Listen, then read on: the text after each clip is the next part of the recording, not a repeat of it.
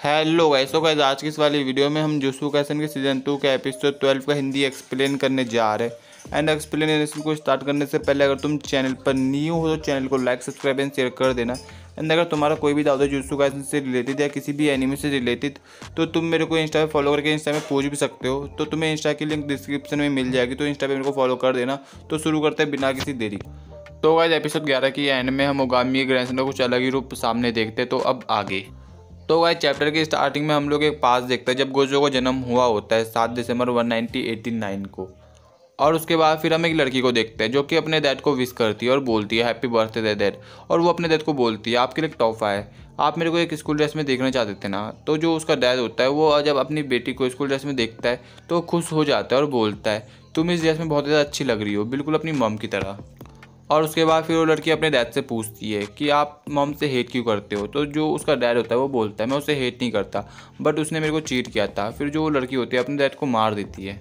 और उसके बाद फिर हमको पता चलता है जिस लड़की ने उस आदमी को मारा वो उसकी बेटी नहीं होती, वो ओगामी होती है। और वो जो आदमी होता है वो बोलता है कि मेरी बेटी कहाँ पर है। तो वो ओगामी बोलती है मैंने उसको मार दिया है।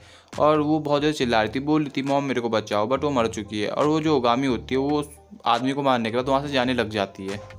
और उसके बाद फिर हम जीरो को देखते हैं जो कि किसी को मार देता है और बोलता है आई एम सॉरी, वो मर चुकी है।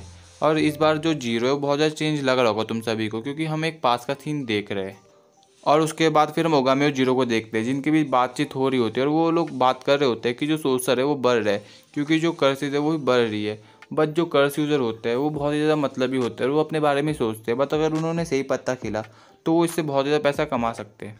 और उसके बाद फिर सीन चेंज होता है, हम जीरो को देखते हैं जो कि कहीं जा रहा होता है और उसके साथ ओगामी का मैनेजर भी होता है। और ओगामी का मैनेजर जीरो से पूछता है कि वो बच्चा कहाँ है जिसके पास 6 आइज़ है और जिसका जन्म गोजो फैमिली में हुआ है। तो जिस पर जीरो बोलता है वो बच्चा, तो जिस पर ओगामी का मैनेजर बोलता है यस। तो उसके बाद फिर जीरो बोलता है कि जो वो बच्चा था उसकी बाउंड्री ऑलरेडी ओवर हो चुकी है और उसकी बाउंड्री 100 मिलियन की थी। तो जिस पर ओगामी का मैनेजर बोलता है ये हमारा काम नहीं है, हमें उसे देखना है। जिस पर जो ओगामी और हम जीरो को देखते हैं जो कि एक सामने सामने होते हैं। और ओगामी बोलती है हम पहले आए तो तुम हमें गोजो को दिखाओ। और उसके बाद फिर हम लोग देखते हैं कि जो ओगामी और जीरो होते हैं वो किसी और जगह गए हुए होते हैं। और जो ओगामी होते हैं वो काफ़ी पीने वाले होते हैं, तभी उसके जो हाथ होते हैं वो कांपने लग जाते हैं। तो तुम गैस करो कि उसके हाथ क्यों कांप रहे हैं। तो गाइस ओगामी के हाथ इसीलिए कांप रहे होते हैं क्योंकि उसने खिड़की के बाहर गोजो को देख लिया और गोजो भी उन्हीं को देख रहा होता है। और इसीलिए जो ओगामी और जीरो होते हैं उन दोनों की फटके हाथ में आ जाती है, जैसे कि तुम स्क्रीन पे देख ही सकते हो वो दो कितना डरे हुए हैं गोजो को देखकर। और उसके बाद फिर हमको बताया जाता है कि जो गोजो की कर्ज है वो उसकी पावर को ही बढ़ाती है। और इस मोमेंट में ओगामी और जीरो को समझ आता है कि क्यों इसको सतारो गोजो कहा जाता है। और उसके बाद फिर हमको बताया जाता है कि जब गोजो को जन्म हुआ है तो गोजो के जन्म के बाद जो बैलेंस है वर्ल्ड का वो पूरा बदलने वाला है। और उसके बाद फिर हमको प्रेजेंट में आने से पहले सभी के पास्ट के चेहरे और प्रेजेंट के चेहरे दिखाए जाते हैं, कौन पहले कैसा कैसा दिखता था। जैसे तुम जीरो को देख सकते हो, ओगामी को देख सकते हो, गोजो तो तुम जानते होगे।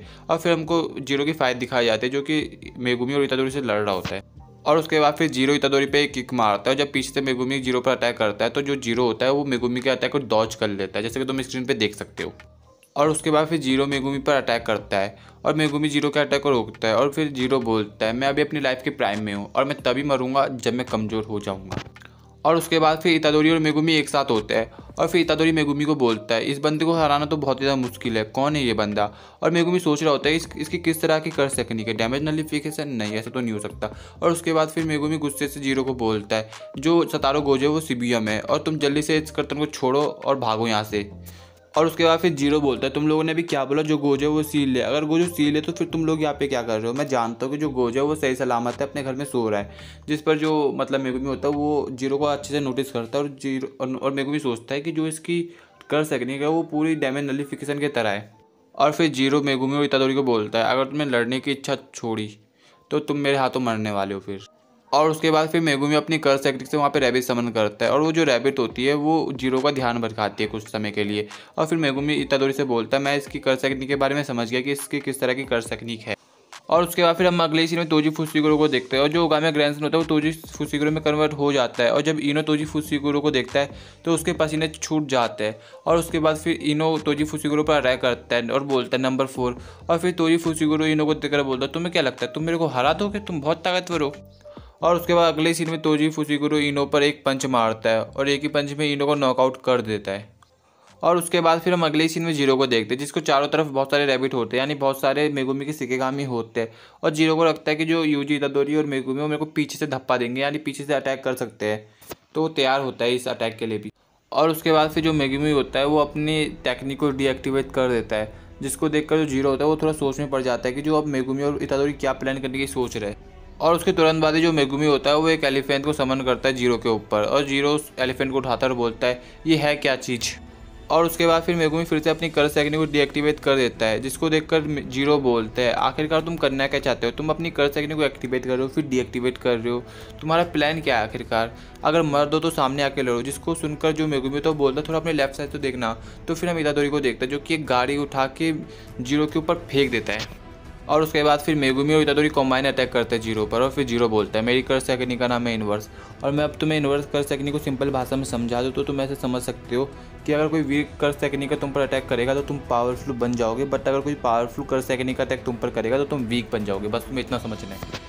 और उसके बाद फिर मेगुमी और इतादोरी प्लान बनाते हैं कि वो वीक अटैक और जो स्ट्रॉन्ग अटैक वो एक सेम टाइम पर करेंगे। और उसके बाद फिर जो मेगुमी और इतादोरी का प्लान होता है वो काम भी करता है, और जो मतलब जीरो है वो बुरी तरह पिट चुका है, जैसे कि तुम उसकी हालत स्क्रीन पे देख सकते हो। और वो बोलता है अब तो तुम गए बच्चों। और उसके बाद फिर इतादोरी अपनी पूरी पावर से जीरो पर एक पंच मारता है, जिसको खाकर जो जीरो होता है वो नॉकआउट हो जाता है। और उसके बाद फिर जिन कीलों से कर्टन एक्टिवेट हुई थी मेगुमी और फुसिकोरो उसी कील को तोड़ देते हैं, जिससे जो कर्टन होती है वो डीएक्टिवेट हो जाती है। और मेगुमी बोलता है अब जो सोर्सर है वो फ्रीली मूव तो कर पाएंगे।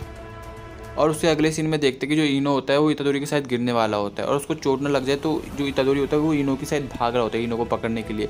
और मेगुमी भी जल्दी से अपने शिकेगामी को समन करता है और इनो को पकड़ लेता है उसका शिकेगामी, और इतादोरी को दे देता है। और जब इतादोरी इनो की हालत देखते तो वो भी खुद शॉक हो जाता है कि ये हुआ कैसे इनो के साथ। और उसके बाद फिर हम तोजी फुसिकोरो को देखते हैं, और तोजी फुसिकोरो कहता है जो कर्तन है वो गायब हो चुका है, तो अभी हमको क्या करना चाहिए ग्रैंडमा।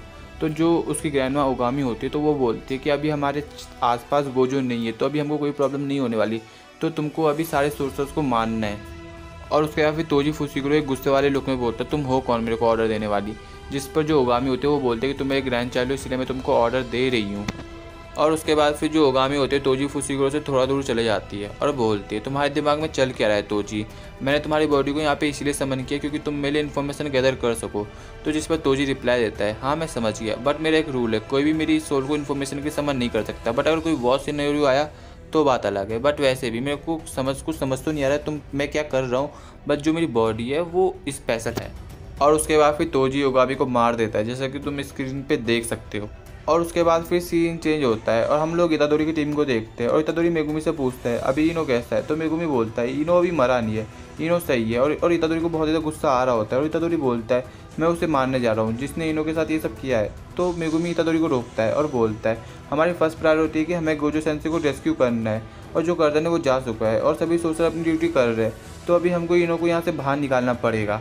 और उसके बाद मेगुमी ये भी बोलता है मैं इनो को तुम्हारे हाथों छोड़ रहा हूँ और मैं स्टेशन के साथ जा रहा हूँ। उसके बाद फिर इतादोरी मेगुमी को बोलता है अगर तुम मर गए तो मैं तुमको मार दूंगा, ठीक है। और उसके बाद फिर सीन चेंज होता है, हम नानामी को देखते हैं, और जब नानामी घायल इजिची को देखते हैं तो वो भी शॉक्ड हो जाता है ये हुआ कैसे। और उसके बाद फिर सीन चेंज होता है, हम मिसमे के भाई को देखते हैं और मिसमे को देखते हैं, और जो मिसमे होते हैं वो किसी कर्ज इस पे से लड़ रही होती है, उसे डोमिनेट कर रही होती है। और फिर मिसमे बोलते हैं तुम्हें पता है मेरी किस तरह की कर्ज टेक्निक है, तो वो जो कर्ज होती है वो बोलते हैं तुम क्राउस को कंट्रोल कर सकती हो। और उसके बाद फिर मिस में उस कर्ज स्पीड के बीच बातचीत चलती है जो कि इतनी इंपॉर्टेंट नहीं होती है, बट अगर मैंने इस बातचीत को भी इंक्लूड किया तो जो वीडियो बहुत लंबी बन जाएगी, तो इसको मैं स्किप कर रहा हूँ। और उसके बाद फिर सीन चेंज होता है, हम नोबारा और नीता को देखते हैं, और जब नोबारा इस समय एक लड़की को देखते हैं तो वो भी सोचती है कि इस समय ये लड़की क्या कर रही है। तो फिर वो लड़की जो होती है वो बोलते मैं बहुत ही ज़्यादा खुश हूँ। और फिर जब नोबारा उस लड़के को देखते हैं, मतलब लड़की नहीं है लड़का है वो, तो नोबारा बोलते हैं छुप जाओ नीता मैं इसको ख़त्म करती हूँ जल्दी से। और फिर जो वो लड़का होता है जिसका नाम हारुता होता है तो वो बोलता है कि मैं बहुत ज़्यादा थक चुका, अब तो तुम गए बैठे। तो गाइज मैंने अपनी जो प्रीवियस वीडियो थी जुत्सु काइसेन की उसमें मैंने इस लड़के को लड़की बोल दिया था, तो इसके लिए सॉरी। एंड गाइज तुम्हें क्या लग रहा है ये लड़की लग रहा है लड़की लग रहा है, क्योंकि पहली नज़र में मैं भी नहीं पहचान पाया था कि ये लड़का है गाइज। तो जो वीडियो वो यहाँ पे एंड होती है। एंड अगर तुम्हें वीडियो पसंद है तो चैनल को लाइक सब्सक्राइब एंड शेयर कर देना।